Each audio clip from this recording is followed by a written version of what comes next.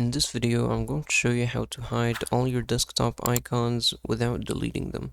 So here I have all my desktop icons, and to hide them all, just right click anywhere and then select view and then select show desktop icons. This will hide them all, as you can see. To re-show them, you can just right click, do the same thing, show desktop icons. And if you want to hide individual icons, then you have to click on the one that you want to hide, such as Steam here, and then right click on it. Show more options if you're on Windows 11, and then click on properties, and then over here go to general and then select hidden, apply, okay, and that will hide the icon. And if you want to re-show that specific icon, just open up File Explorer and then select the desktop. Where is the desktop? Right here.